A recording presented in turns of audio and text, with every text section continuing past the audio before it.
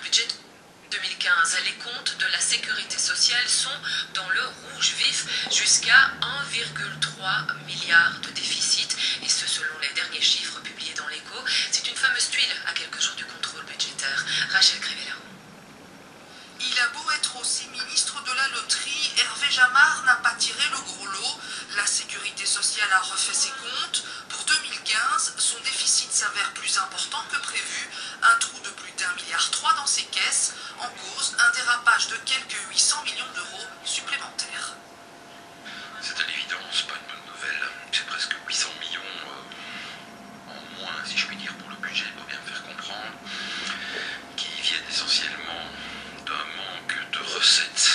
Et à côté de ces dossiers à trancher, certains souhaiteraient aussi qu'on s'attaque enfin à une véritable réforme fiscale dans ce pays. Et ils avancent des chiffres plutôt édifiants qui illustrent la pression fiscale chez nous. En additionnant tous les impôts et les taxes en Belgique et en les comparant à la moyenne dans la zone euro, il ressort que nous payons chaque année 18 milliards d'euros d'impôts de plus que les autres pays.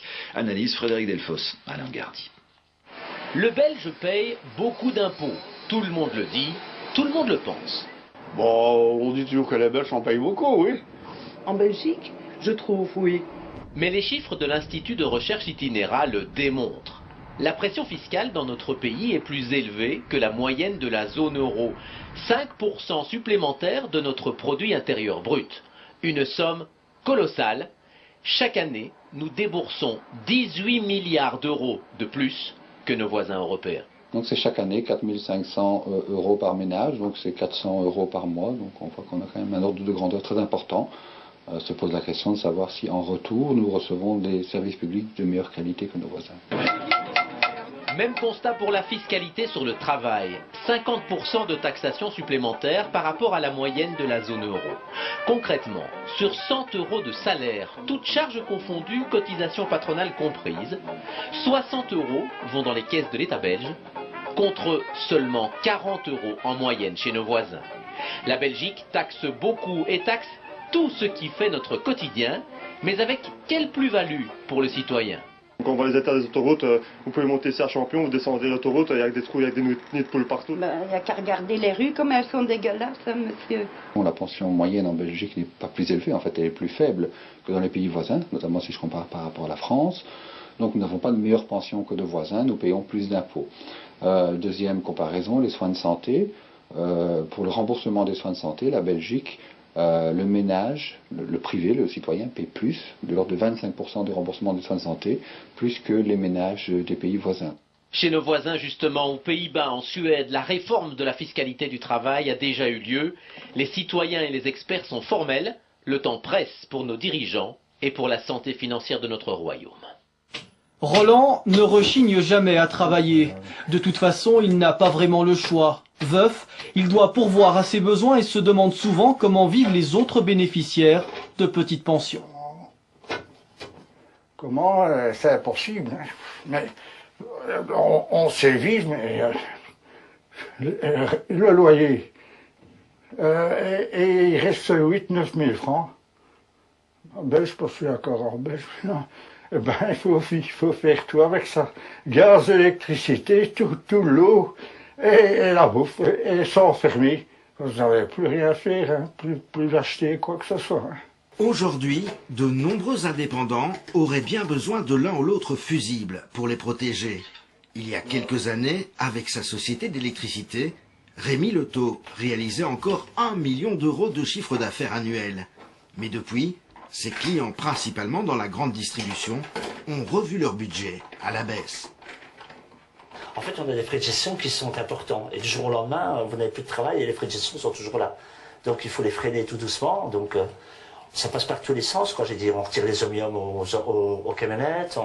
Donc mon assureur, ben forcément, rigole moins aussi parce qu'il a moins d'affaires. On prend des risques en fait. On prend des risques continuellement pour dire de pouvoir s'en sortir, quoi, j'ai dit.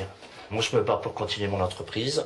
Je diminue mes effectifs tous les mois. Et voilà, et malheureusement, de 10 hommes, ben voilà, on n'est plus qu'à 3 là maintenant. Peut-être bientôt plus que 2. Je ne fais pas ça de gaieté de cœur, quand je tire.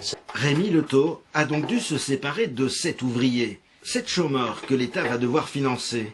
Une fois de plus, pourtant, c'est ce même État qui se montre implacable. Des cotisations